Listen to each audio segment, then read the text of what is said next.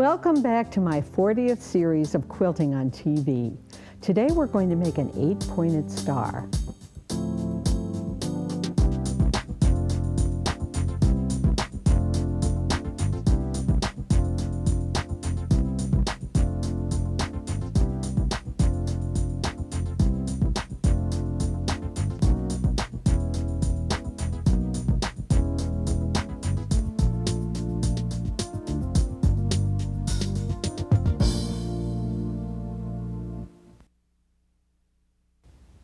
Before we get to the star, I'd like you to help me welcome back my guest today. This is Moody. Hi, Annie. Hi, Kay. How are you? Good. But you know, I've been looking at this machine that you have here. It's different. It is different. It's going to be a lot of fun. Today we are going to do needle felting, and we're going to throw all the rules away. Does that sound like fun? Well, it does, you know, but I've been looking at this. There's no thread. There's no thread? How There's can we no sew bobbin without thread? case? Oh, it's going to be fun. Like I said, we're throwing all the rules away. And with needle felting, you're basically taking two different fibers and meshing them together. We've got 5 barbed needles here under the machine, and that's the only thing that is in the machine is just 5 barbed needles that move up and down that mesh the fibers together. If you say so. All right, this is somewhat of what we're doing today, right? We're going to do it on a smaller scale? Yes, we are. Okay. Yeah. What we have here is, this is just a miniature of this, where just because it's a little easier to show in miniature than it is with something larger. Okay. So you ready to begin? I think so. Okay. I have here a piece of orange and a piece of gold wool. And what I'm going to do is, here's where all the rules get thrown away. Okay, you see how we have some nice curved lines and things overlapping? Well, we don't need a ruler. We just need to do some nice free-flowing lines. Watch your fingers. Okay, and then we have basically 4 different pieces here. We're going to take the bottom of this one and throw it away. Okay. And we're going to throw that one away. Okay. So now we're finished, right? I guess. Well, with that part, we're going to overlap these. All right. And we're going to take it to our machine and we're going to needle felt this together. Okay, All right. no thread. No thread. Just a lot of fun. Now that I have these slightly overlapped, we're just going to begin needle felting these pieces together. And you didn't raise or lower a presser foot? Well, there is no presser foot. There is a presser foot right there, so we would lower that. Okay, so you already did that. And that's about all you have to do. Lower your presser foot and begin needle felting. But it's not touching the fabric. No, it's not. It is adjustable. If you wanted it to come down a little bit, you could lower this. Okay. If you have something a little thicker, you can raise it up a little bit. I have it right pretty much where I need it, because that gives me the freedom of movement to be able to move this.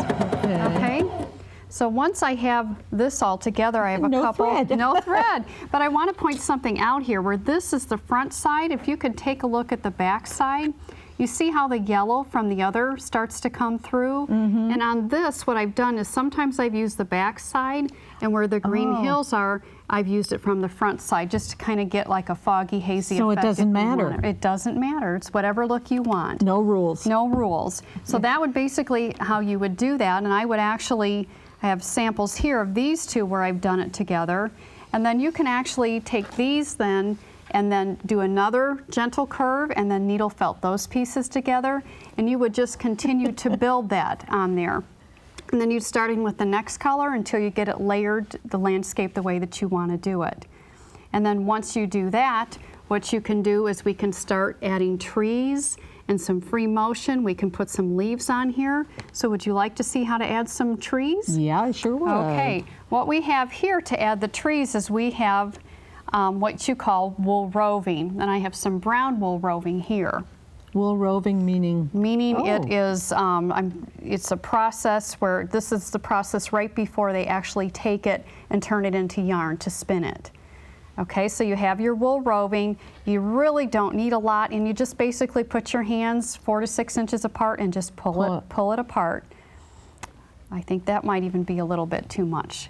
So then what I'll do to add another tree, if I want to get a sharper line, I will just put this here. And I'm going to start my tree over here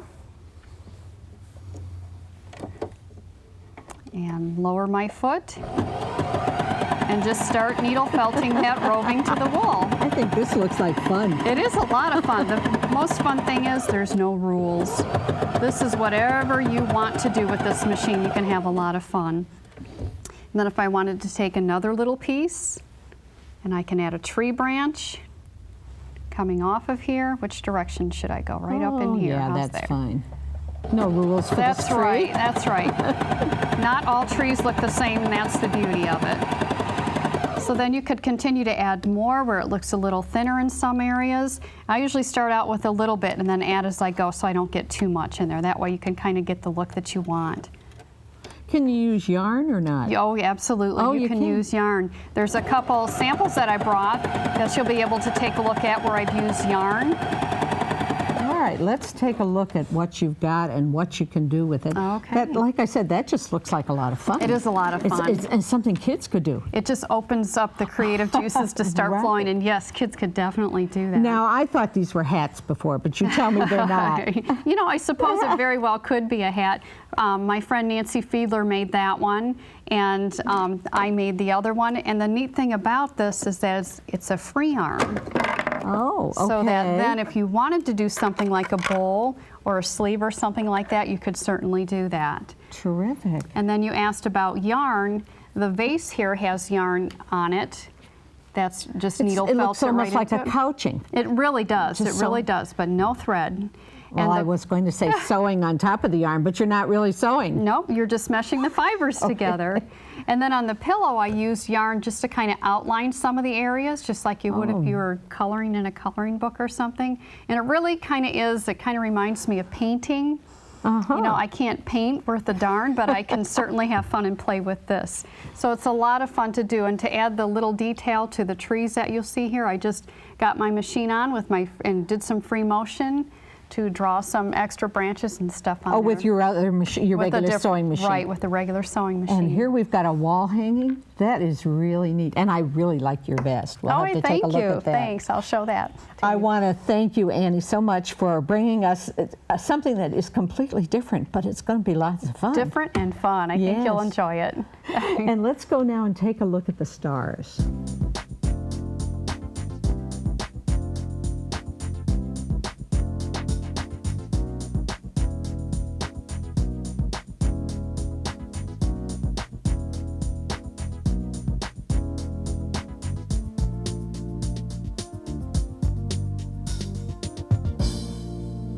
These stars are fun to make, and they're really not that difficult.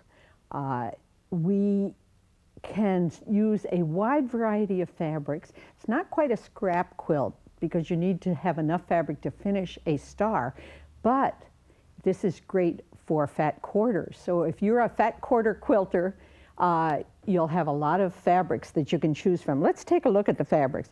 First of all, it's important to choose your background fabric, because every star in your quilt has to look good on the background fabric. So I've chosen this particular fabric right here. And then we need, for the stars, we need contrasting fabrics. So let's take a look at some of the fabrics that we picked out. Here we have these two colors. While they might sort of scream at you if they were used in larger quantities, this is a great contrast for our quilt. Here's another one. I chose some greens. Again, the dark and light. We have these two colors. This with a light blue background and some purple and this blue. This will give us this star right here. And then I have some teal colors. So I'm sure you can find fabrics in your stash to make this. Here we have two of these fabrics. And even if they're not your favorite colors, experiment. Here's two that are really bright. And as you can see, as long as we have contrasting fabrics, our stars will look good. So let's take a look at how we're going to do this. First of all, we need to cut our strips, 2 for each star. Here, we'll take a look at this star right here. There are 2 fabrics used in each star. And there's where our contrast comes in. So for these fabrics, we need to cut 2-inch strips. And then we're going to sew the 2 that go together into a strip set, and these two will give me this star. All right, after we sew it together, then we need to press it. And the pressing technique is really important. We don't want to stretch our fabric. Most of the fabrics we use are cut, the strips are cut across the width of the fabric, and there's a little bit more stretch to the width, and we don't want to stretch the fabric. So the way that I like to press is, first of all, to use a dry iron, and I press from the right side, and I press very little but firmly. So I take my iron, and my strip would look like, let's get it single here, like this as it comes from the machine. I first press it to set the seams, and then everything else is done from the right side of the fabric. I just put my iron in and move it once across, and that's all the ironing that part of the strip gets. Then I move it down. The stretch we talked about happens if you move your iron this way. You're bound to get stretch in that fabric. We're going with the lengthwise grain when we press this way. That'll give us a nice press to our fabric. Now we want to cut this into the pieces we need. And because it's an 8-pointed star, I'm going to use the Star Maker 8. And I use it by putting the bottom of it along the bottom of the strip, just like this. And I'll make my cut. Now that's the perfect angle we need for an 8-pointed star. But now we have to know how far to come along our strip. So I'm going to use a ruler, and I'm going to mark my ruler at the 2-inch line because I don't want to make a mistake. I have a lot of points to make or to cut. So at the 2 inches, I'm going to put this piece of static sticker right on the 2-inch line on the ruler. And I know now every time I make a cut for a piece, that will be right on the edge of the cut fabric. Now I'll butt the Star Maker 8 right up against the ruler, making sure it lines up with the ruler, but also with the whole bottom of the strip. Remove the ruler and cut. And we need to have 4 or 8 pieces, 1 for each point of our star. So let me just go ahead and make one more cut. Put that mark on my ruler right at that cut edge. Slide the Star Maker 8 down, making sure it lines up with the whole bottom of the strip. That is the secret to having the accurate angle.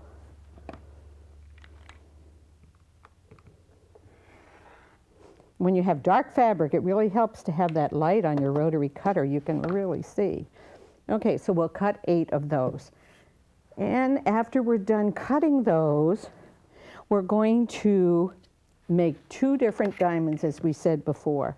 I have one set of diamonds already made this way, and they were made by taking another 2-inch strip and sewing these pieces with the same color as the strip this way. And I need to come down about 2.5 inches, like this. And when I open that up, I will get this piece. But I'm going to show you on the other color, we need the opposite diamond. So here we're going to take the opposite color, open this strip, and we want the matching color to the new strip at the top. And again, we need to come down 2.5 or 3 inches. There's no need to pin. So I'll just go to my sewing machine and sew these on. We'll just chain from one piece to the next. And it's a good idea when you're sewing diamonds to a strip that you start sewing on just the strip. So I'll just take this diamond right out of here. I know a lot of you will email me or write me and say that your seam allowance is sometimes off a little bit. And if you really check it out, I can almost guarantee it's when you start joining these pieces to the strip. So that's why I start on the strip, and I want my needle down in the fabric. Then I'll lift it up, and as my stitches are started, if there's any discrepancy in that 1/4 of an inch, it's just on the underneath strip and it won't matter. So we'll just line this up and sew it to the strip. And when you come almost to the end, pick up your next piece. And these pieces should be butted up against each other. If you have them apart, then you have to make 2 cuts, which is okay, just slows you down. I'll show you in a minute how they are really butted up close. I think sometimes the first time you make these kind of stars, you have a tendency to leave a gap between the 2 pieces. Let me just show you right here. Can you see how they're just butted right up against each other? And we'll just pick up the next piece and again, butt it up against each other. And we'll have 4 of these points to make, and then we had 4 of the opposite points. So just one more. So these stars go together really fast. And so far, no pinning.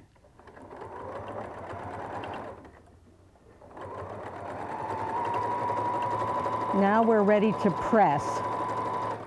So I'll cut my stitches, and let's go over there and press. And here we have our pieces. Now we want to press away from this single diamond that's a different color than the other pieces. And so we'll put our strip on our ironing board with the new strip up. Press our stitches as we sew them to set those stitches in the middle, and then let your iron do the work. Handle your pieces as little as possible, and it's just straight across once.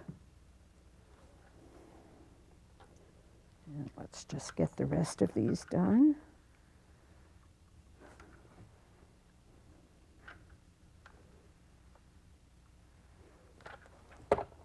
And now we're ready to cut our diamonds.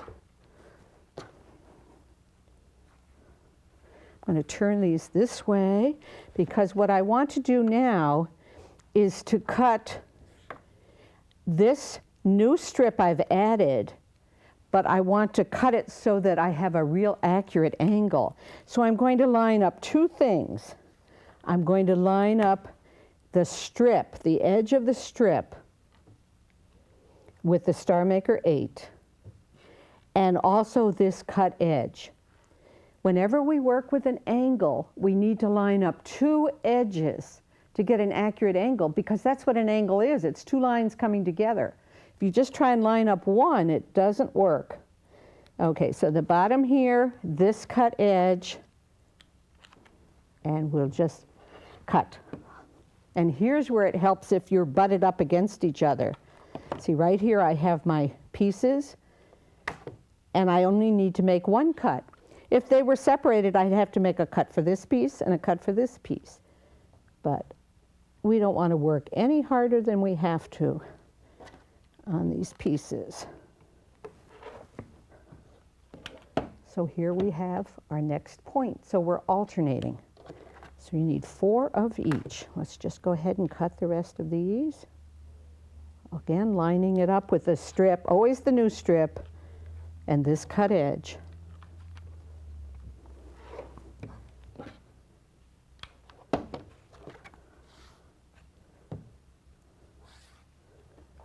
And we have 2 more here to cut, right here. Now when I come to the last diamond, remember I said we wanted 2 edges to cut, to line up? We can do it this way, but that's sometimes not quite as accurate. But what we can do is turn it around and lay the Star Maker on this way, just for that last one, so that you can be super accurate here. And you can tell which edges to line up, because if they're not supposed to line up, they will be way off. Here we go. All right. Now we have our pieces. And let's lay out our star. We want to alternate.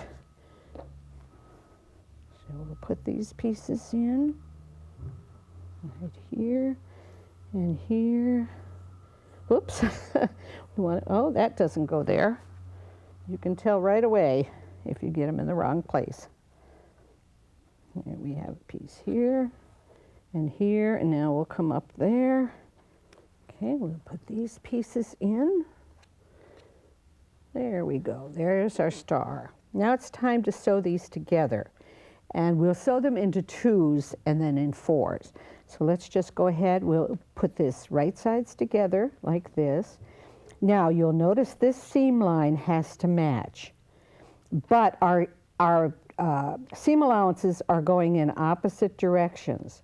So that will help us to line this piece up. It will just sort of interlock, we call it.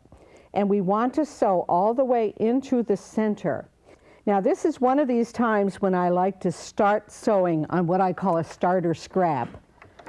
And just sew, it's just any scrap of fabric you can pick up, because when I start sewing onto the diamond shape, it will make it easier to keep that seam allowance even, just like it was before when we did it to a strip.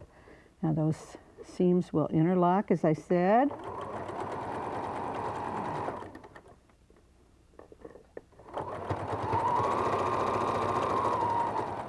And now, even though I'm chain sewing, I'm going to use the scissors on my machine to cut my thread, but keep sewing. And so I'll pick these pieces up the same way.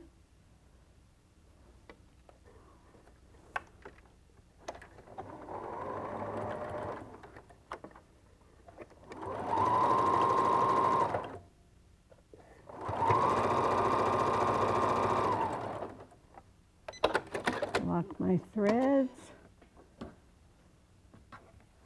these up, and it's just a matter of sewing them until your stars are all done.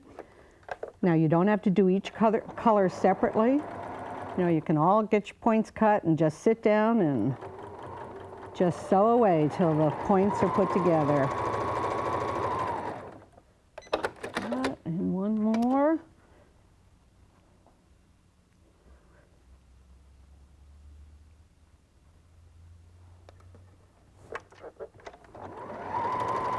And the reason I like to cut those in between using the scissors is now when I take them out, even though I have chain pieced them, there's no thread holding them together. They're already cut. Okay, let's take a look at how we're going to press these pieces. We'll take off this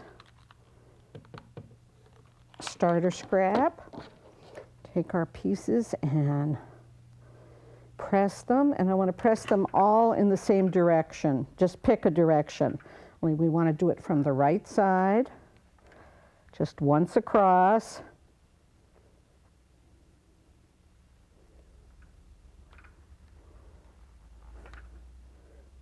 And then we'll be ready to start putting our star together. Oh, this is the way it goes.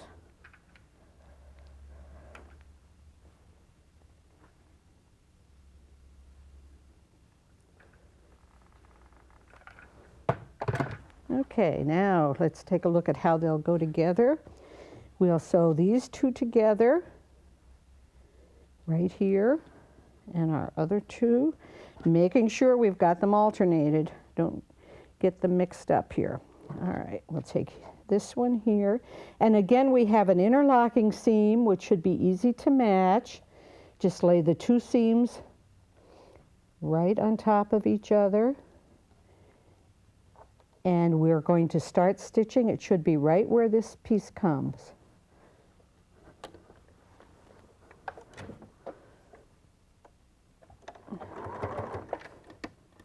And there's a seam here. This one won't interlock, so you have to hold it together. Once again, we've matched without any pins. And then this piece is done the same way. Okay, what I want to show you now, though, is when they're put together, or when these pieces, after they come out, we're going to press the seam allowance open in the center here. You can see here how I've pressed the seam allowances open on these two pieces. To finish the star, we're going to put squares in the corner, and they go in first. And then the sides are finished with triangles. And then your stars are finished and they're ready to put together into your quilt.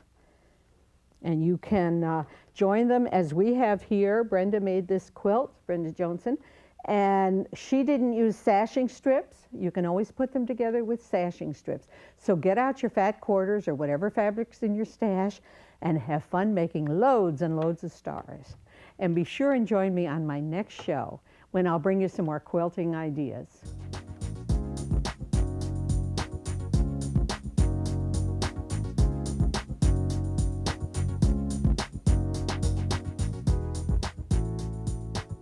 For information on today's main demonstration, call 1-800-248-KAYE. That's 1-800-248-5293. Or write to us at Kaye's Quilting Friends, Post Office Box 456, West Branch, Michigan, 48661. Please remember to specify the program number.